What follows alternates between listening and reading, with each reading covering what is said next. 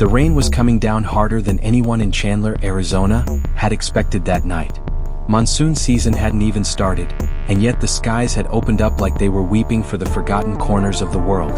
It wasn't the kind of rain you saw often in this dry stretch of the country. It was heavy, cold, and relentless. David Beckham sat quietly in the back seat of a black SUV, the engine running to keep the air warm while his assistant had gone inside a nearby diner to fetch a cup of hot coffee. The windows fogged slightly from the temperature difference, and he wiped a circle clean with the edge of his sleeve, peering out into the dark. That was when he saw them. Under the harsh yellow glow of a broken street lamp, huddled at the bus stop without a shelter, was a woman, young, soaked to the bone, her thin coat clinging to her like a second skin. Her arms were wrapped tightly around 3 small children, their heads buried into her body as if trying to disappear. The youngest, a toddler, was crying in short, choking sobs, while the oldest, a girl maybe 7 years old, stared ahead with a kind of vacant stillness that no child should know. Beckham felt something shift inside him. Fame had taught him how to tune things out, the noise, the stares, the constant presence of cameras.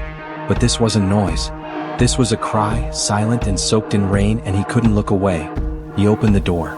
The cold hit him instantly like a slap, and he jogged over through the puddles, his shoes soaking through. The woman looked up with wide, terrified eyes. Her grip around the children tightened. "Hey," Beckham said gently, holding his hands up, palms out. "I don't mean any harm. I just saw you out here and wanted to help." She shook her head violently, backing away even though there was nowhere to go. The toddler began to cough, a wet, rattling sound that didn't stop. The boy, around 5, was wheezing, each breath a struggle. And then Beckham saw it, the panic in the girl's eyes. "Lucas can't breathe again," she whispered, almost to herself. Beckham stepped closer. "Is his name Lucas?" he asked, trying not to spook them. The mother, Lena, he would later learn, pressed her body around her son, shielding him. "Please," she said, her voice trembling. "We don't need anything. We'll be fine." But Beckham had seen too much. The boy's lips were turning a shade of purple. He was gasping, not crying, which was worse. "He's having an asthma attack," Beckham said, more to himself than anyone. He crouched down slowly, keeping eye contact with Lena. "He needs help. No, I can get him to a hospital. Please." She hesitated. Another moment and it could have been too late. Beckham didn't wait. He gently reached for the boy. Lena grabbed his arm. "Don't take him." "I'm not taking him away," he said, voice calm but firm. "I'm taking all of you. Together. Please." The toddler had stopped crying. He was limp in his mother's arm. "Get in the car," Beckham urged, and then Lena nodded. He lifted Lucas carefully, carrying him like he'd once carried his own sons. The boy was burning up and freezing all at once. Beckham opened the back door, laying Lucas across the seat as Lena climbed in with her other 2 children. Rain poured harder. His assistant had returned, standing confused at the doorway with 2 cups of coffee. "Drive," Beckham told his driver. "Nearest hospital. Now." The SUV peeled away from the curb, tires splashing through the rain. Lena was sobbing quietly, cradling the toddler, while the girl clutched Beckham's hand from the other side of the seat. "Is Lucas going to die?" she asked. Beckham didn't have an answer. "Not yet."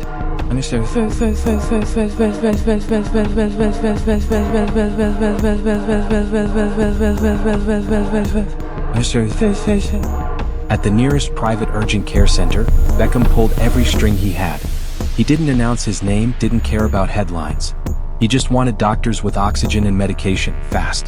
Lucas was taken in immediately. A nurse gave Lena a towel and led her to a bench, but her eyes never left the hallway. Beckham sat beside her. She didn't speak for a long time. Then she said, "He wasn't supposed to get sick again. We ran out of meds 2 weeks ago." He waited, and finally she started to tell him everything. Her name was Lena Hayes. The kids were Emily, Lucas, and Max. She had been married to a man named Daniel Hayes, a local police officer. At first he had been charming, respected. Then came the control, the yelling, the hitting, and worst of all, the silence from those who knew and said nothing. He said having a sick child made him look weak, Lena said, her voice low.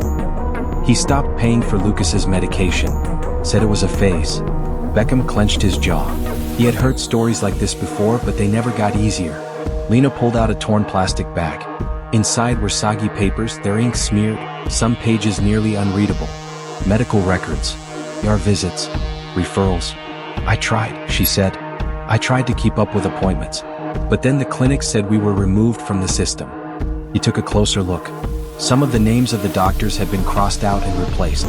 The addresses didn't exist. Someone tampered with this, he said. She nodded. Daniel works in records now. He has friends in admin. He made it so we didn't exist. Beckham took photos of every page with his phone. Then he called his lawyer in LA and asked them to check every name, every facility. This isn't just neglect, he told them. This is abuse of power.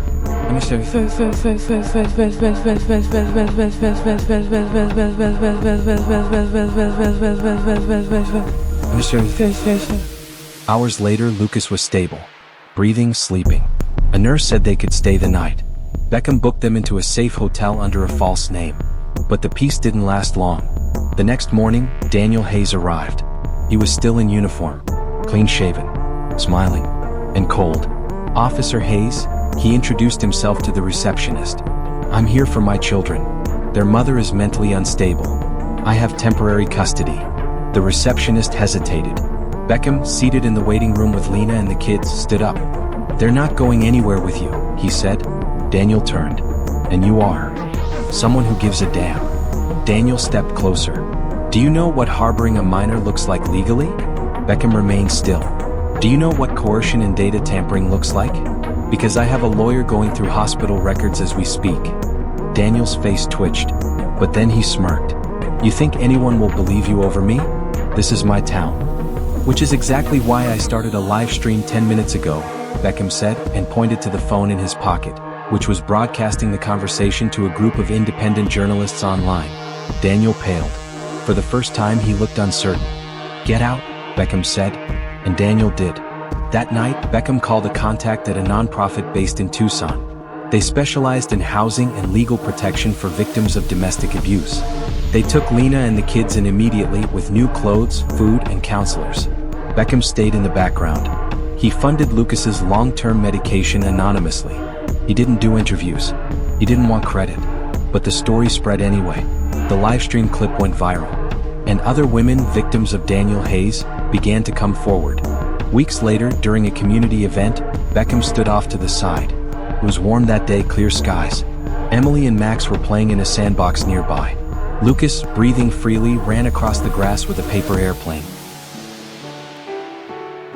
He saw Beckham, dropped the plane, and threw his arms around him. I can run now, he said, grinning. Thanks to you. Beckham knelt down, hugged him back. He looked at the sky. The rain was gone. Sometimes you don't need applause. Sometimes it's enough not to look away. The rain had stopped by the next morning, but the heaviness lingered. The desert air of Chandler was cool and gray, as if the storm had wrung out every ounce of warmth and color.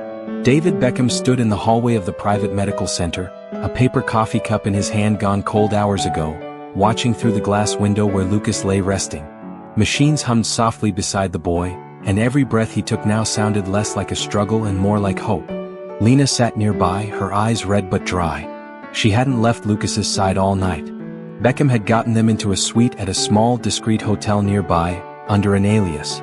His assistant had handled the arrangements with practiced efficiency, but Beckham hadn't slept. Not really. The night had left a trail of unanswered questions. How did a child with a documented chronic illness disappear from medical systems? How did a mother, clearly trying to save her children, end up on the streets, soaked and trembling? He needed answers, and Lena gave them to him. I didn't want to involve anyone, she said softly as they sat in the hospital cafeteria. Her fingers trembled as she stirred a cup of tea she wouldn't drink. I just needed to get away. But he made sure there was nowhere to go. She was talking about Daniel Hayes. She described him in sharp contrasts, charming and composed in public, violent and manipulative behind closed doors. An officer with more than a decade on the force, Daniel had a spotless reputation, connections with city officials, and a history of silencing complaints before they ever made it to paper. He always said no one would believe me, she said. And when I tried to report him, the station turned it into a wellness check. On me. Said I might be unstable. That I was paranoid. She looked up. He made me look crazy. And then he started working his way through the kids' records. Lucas was the first. Doctors we'd seen for years suddenly couldn't find our files. Prescriptions were canceled. Clinics said we weren't patients anymore. Beckham pulled out his phone. He had already taken photos of every damp document she carried. They were now digitized, labeled, and forwarded to his legal team in Los Angeles. His lawyer, a sharp, no-nonsense woman named Claudia, had already flagged discrepancies. Some of these medical facilities don't even exist, Beckham said. Others were real, but the doctors listed on the records never worked there. In one case, the address was a gas station. Lena nodded. He knew what he was doing. He erased us. He told me if I ever tried to take the kids, the courts would say I was unstable and give them all to him. And the police? She gave a bitter laugh. They took his side before I even spoke. I filed for an emergency protection order. They said it lacked sufficient evidence. No photos, no witnesses. Just my word against his. Beckham exhaled slowly. In his career, he had played in front of roaring crowds and under crushing pressure. But the weight of watching a system fail a mother and her children was heavier than any championship final. He called Claudia again. Dig deeper, he told her. I want to know how many records were altered. And who signed off on the changes. Claudia sounded tense. David, you're stepping into something institutional. If this guy has covered his tracks inside law enforcement and healthcare, there are more people involved. Then we find them all.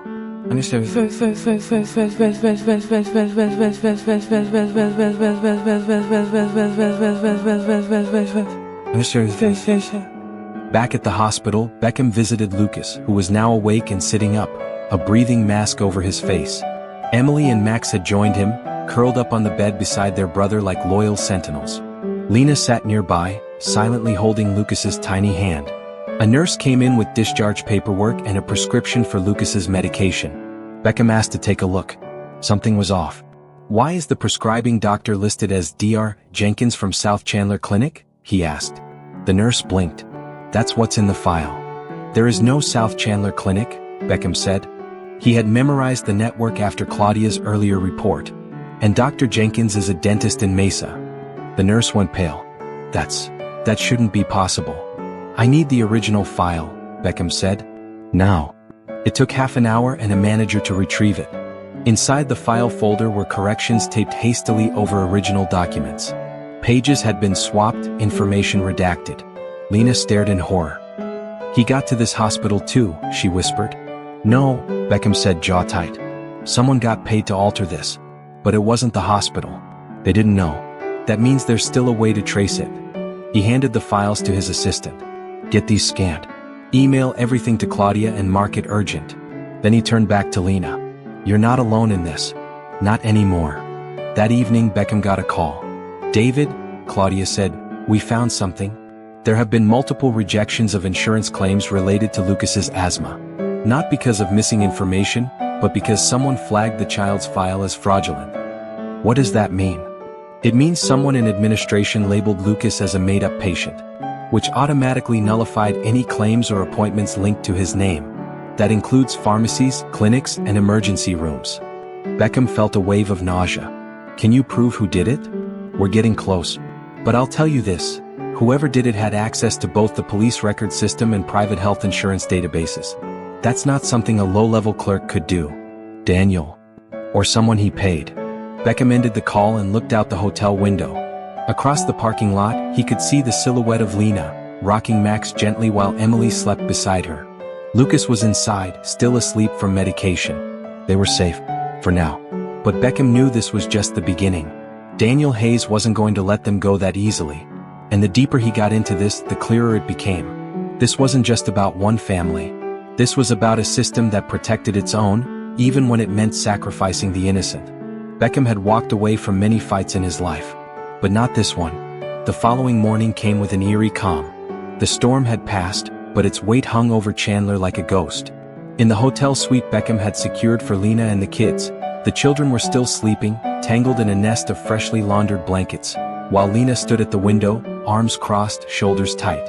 David Beckham sat at the small dining table, reviewing notes his assistant had compiled overnight. His legal team in LA had sent over encrypted documents outlining the extent of the tampering in Lucas's medical records.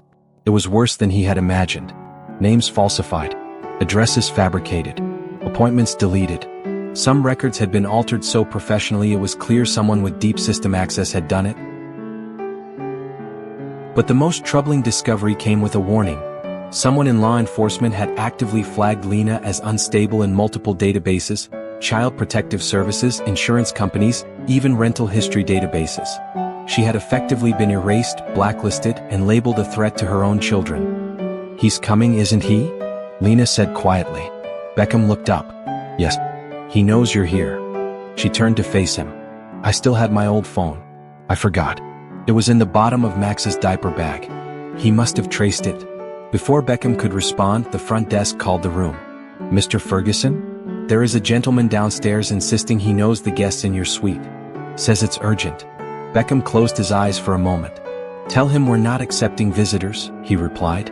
"And call hotel security." Quietly. But it was too late. 2 minutes later, the suite door shook under a heavy knock. "Open up. It's Officer Hayes. I have full legal authority to see my children." Beckham approached the door but didn't open it. Instead, he tapped his phone, already recording. "Officer Hayes," he said through the door, "this is not your residence. You are not listed on the hotel reservation. You have no warrant." "You think that matters to me?" the voice snarled. "I know what you're doing, Beckham. You're meddling in something you don't understand. Those are my children. And that woman is mentally unstable. Check the records. She's unfit." Lena flinched from across the room. Beckham turned the phone to her, capturing her reaction. "Why don't you come in and say that again on camera?" Beckham said calmly. Silence. Then Daniel's voice dropped an octave. "You have no idea who you're dealing with. This isn't a charity case, David. You're interfering with law enforcement. I can have you arrested." Beckham stepped back from the door. "Try it." Moments later, the door swung open, not from Daniel breaking in but from hotel security flanking him, along with 2 journalists from a small independent news outlet who had just arrived. Beckham had invited them quietly earlier that morning. The timing was perfect. Daniel was caught mid-sentence, still ranting. "You're all being manipulated by a woman with a history of instability. She was diagnosed with depression years ago, and there's a record of her threatening to take the kids." One of the journalists raised a brow. "Do you have legal proof of custody?" Daniel hesitated. "It's being processed. So, nothing current. I don't need this circus. I'm taking my kids." He moved forward, but Beckham blocked him. "You take one step closer and I promise this video goes live to every major outlet in the country. You're on camera. Right now." Daniel froze. The tension in the room was suffocating. Emily had woken up and was now clinging to Lena, confused and scared. Lucas stood behind the couch, breathing heavily but no longer wheezing. Max whimpered. Beckham didn't raise his voice. "You didn't need to. You came here to intimidate. To rewrite a narrative that's already unraveling. But here's the thing, Daniel. You've already lost control of the story. And the people you used to silence? They're watching now." Daniel looked around the room. He realized the journalists were still filming. Then he smirked. "You think you've won? This is bigger than me. You're just a celebrity playing hero. But you're in my world now." He backed out slowly, hands raised. "Enjoy your fame while it lasts. You're playing a game that doesn't end with justice. It ends with people like you buried under lawsuits and red tape." And then he was gone.